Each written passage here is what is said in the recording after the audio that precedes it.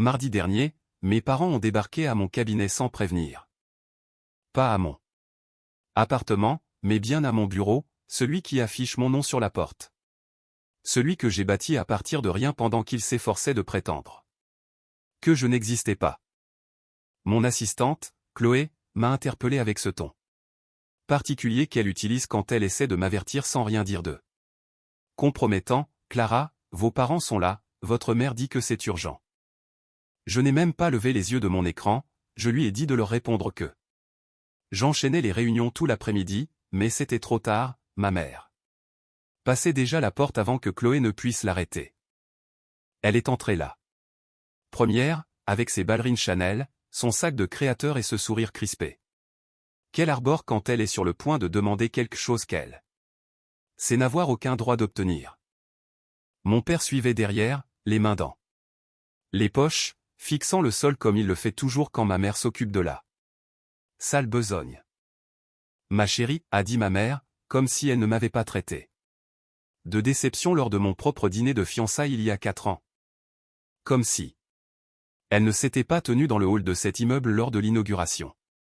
Pour dire à la réceptionniste qu'elle passait juste voir si tout cela était bien réel. J'ai fermé mon ordinateur lentement et sans me lever, je leur ai demandé ce qui les amenait.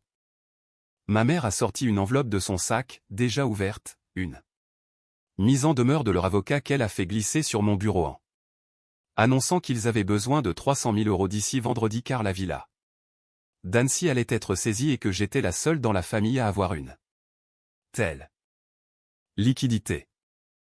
J'ai fixé l'enveloppe sans la toucher, répétant qu'il me demandait 300 000 €, ce à quoi ma mère a répondu avec sa voix mielleuse qu'il ne demandait pas mais qu'il me l'imposait, prétextant que je leur devais bien ça pour les cours de piano, mon appareil dentaire et ma première voiture, et qu'il fallait sauver la propriété qui constituerait un jour mon héritage. Mon père a enfin levé les yeux pour murmurer que c'était un prêt. Clara, qu'il me rembourserait, mais nous savions tous les deux que c'était un mensonge car mon père est sur le point de conclure une affaire depuis 15 ans alors que la villa n'a pas été entretenue depuis 2019 et qu'ils l'ont déjà refinancée 2 fois. Je me suis adossé à mon fauteuil en leur demandant comment ils pouvaient oser me réclamer de l'argent après avoir dit à toute la famille que j'étais morte pour eux parce que j'avais épousé quelqu'un qu'ils n'approuvaient pas. Le sourire de ma mère a vacillé, elle a dit que c'était de l'histoire ancienne, mais je lui ai rappelé très clairement Noël 2021 quand elle m'avait renvoyé mon cadeau ouvert avec une note retour à l'expéditeur. Alors qu'ils commençaient à se rejeter la faute l'un sur l'autre, j'observais leurs mains crispées et leurs regards fuyants qui inspectaient mon bureau, mon fauteuil IMSS, ma lithographie de Rothko, la vue sur les toits de Paris. Calculant sans cesse ma réussite. J'ai alors ouvert mon tiroir du bas, pas celui des dossiers courants, mais celui de mes archives personnelles, et j'en ai sorti une feuille de papier pliée et usée sur les bords. J'ai quelque chose pour vous. Aussi, ai-je dit en la faisant glisser vers eux. Ma mère l'a ramassé, l'a lu. Et son visage est devenu livide, c'était le document qu'il m'avait fait signé en 2019, celui qui me retirait officiellement de la liste des bénéficiaires de la SCI familiale, nommant mon jeune frère Mathieu comme seul héritier de tous les biens immobiliers et actifs financiers à leur mort. Mon père a bafouillé pour savoir d'où je sortais ça, et je lui ai rappelé qu'il me l'avait envoyé par courrier recommandé avec une lettre de leur avocat, expliquant que j'étais déshérité pour conduite indigne d'un membre de la famille. J'ai ajouté avec un sourire que j'avais fait encadrer cette lettre dans mon bureau personnel car elle était très motivante. Ma mère a baissé le ton en disant que c'était différent, que j'épousais un homme qui en voulait à notre argent, ce à quoi j'ai répondu qu'il n'y avait plus d'argent puisque la villa était déjà virtuellement en faillite à l'époque et qu'il le cachait à tout le monde. Un silence pesant s'est installé, puis ma mère a sorti l'excuse là plus absurde que j'ai jamais entendue, prétendant qu'ils avaient fait ça pour protéger Mathieu qui avait besoin de stabilité, alors que moi, j'étais indépendante et que je retomberais toujours sur mes pieds. Je me suis levé pour regarder par la fenêtre, les laissant mariner dans le silence pendant 30 secondes avant de me retourner pour leur annoncer que je ne leur donnerai pas un centime, que je ne co-signerai aucun prêt et que je n'achèterai pas la villa pour les y laisser vivre gratuitement. Ma mère allait répliquer mais je l'ai interrompu d'un geste pour leur faire une offre unique. Valable 24 heures, j'ai sorti un autre document de 72 pages préparé par mon avocat 6 mois plus tôt, un compromis de vente pour racheter la villa au comptant pour 250 000 euros.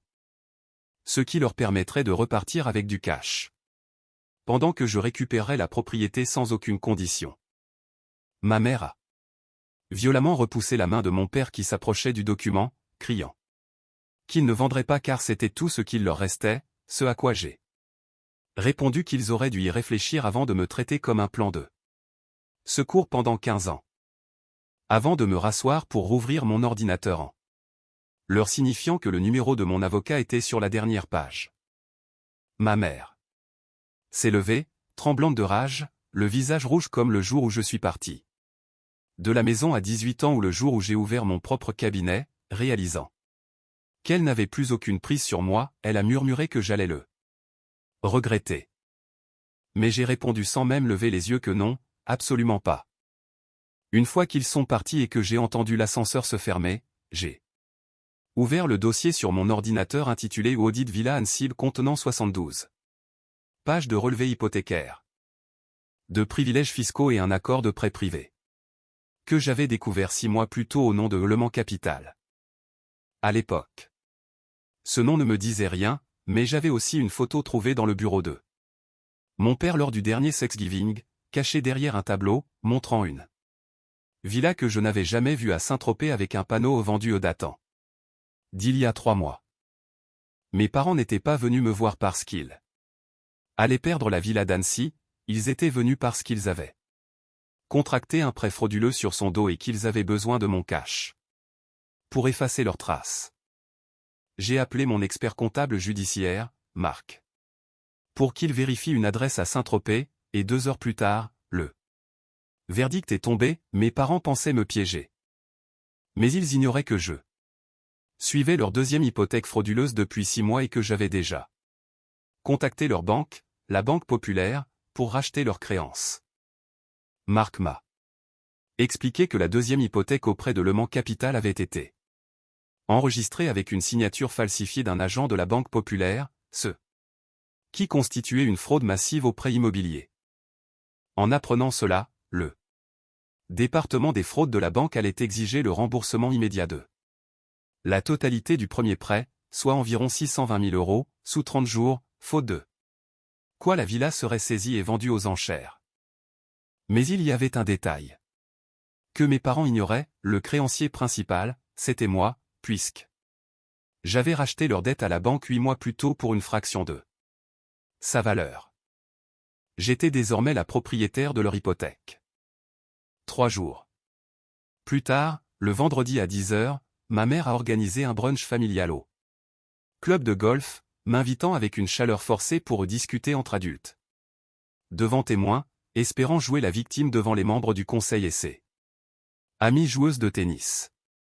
Je suis arrivé alors que la salle était à moitié pleine, ma mère avait réservé la table d'angle la plus en vue, mon père transpirait déjà dans son polo et mon frère Mathieu, étrangement indisponible.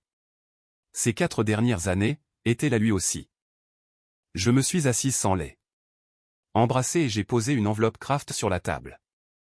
Ma mère a commencé à vouloir négocier mon offre en demandant 400 000 euros plus le paiement de leur déménagement dans le sud et de leurs arriérés d'impôts. Mais je l'ai coupé net, en lui annonçant que je n'achetais plus la villa car j'en étais déjà légalement la créancière principale depuis 8 mois. Le verre de whisky de mon père s'est arrêté à mi-chemin de sa bouche alors que je sortais les documents prouvant le rachat de la créance, les 3 défauts de paiement de janvier. Et surtout les preuves de leur fraude avec Heulement Capital et la photo de la villa de Saint-Tropez achetée avec l'argent volé. J'ai froidement expliqué que j'avais envoyé le dossier complet de fraude à la Banque Populaire le matin même, que la procédure d'accélération du remboursement était lancée, que la Maison du Sud allait être saisie et que j'avais déposé une plainte au parquet pour faux et Usage de faux. Un délit passible de prison. Mathieu a enfin pris la parole. Livide, demandant à notre mère ce qu'elle avait fait, mais elle a tenté de nier. En me traitant d'hystérique. J'ai alors sorti la page 67 du compromis de vente. Que je leur avais proposé 2 jours plus tôt, celle qu'ils n'avaient jamais lue. C'était une clause qui m'aurait permis d'éponger la fraude et de leur donner 5 ans pour rembourser, mais cette offre avait expiré à minuit. Ma mère, tremblante, a invoqué le fait qu'ils étaient mes parents, mais je me suis levé. En lui rappelant qu'ils avaient cessé d'être mes parents le jour où ils m'avaient déshérité et qu'ils ne méritaient aucune pitié pour avoir tenté de faire de moi leur complice. J'ai conseillé à Mathieu de vérifier les emails supprimés de ma mère et les lettres recommandées qu'elle lui avait cachées pendant des années avant de quitter la salle sous les yeux médusés des membres du club. 6 mois plus tard, j'ai racheté la villa d'Annecy aux enchères. Pour 340 000 €, je l'ai entièrement rénovée et transformée en centre d'hébergement pour femmes victimes d'abus financiers, avec une permanence juridique gratuite au rez-de-chaussée. Mes parents ont fait faillite, la maison de Saint-Tropez a été vendue à perte et bien que le procureur n'ait pas retenu les charges criminelles faute d'intention de nuire de façon permanente, le procès civil pour fraude est toujours en cours et je refuse tout accord à l'amiable. Le club de golf les a bannis définitivement et la vidéo de la crise de nerfs de ma mère est devenue virale dans la région. Mathieu m'a appelé la semaine dernière après avoir découvert que ma mère interceptait ses messages. Depuis des années, il s'est excusé, mais je lui ai dit qu'il me fallait du temps. Quant à moi, je m'assieds parfois sur la terrasse de cette villa, ma villa désormais, et en regardant le coucher du soleil sur le lac, je pense à la jeune fille qui pleurait seule après ce fameux Noël, à la femme qui a bâti son empire de ses propres mains. Et à cette fille qu'on disait morte et dont ils ont confondu le silence avec de la faiblesse.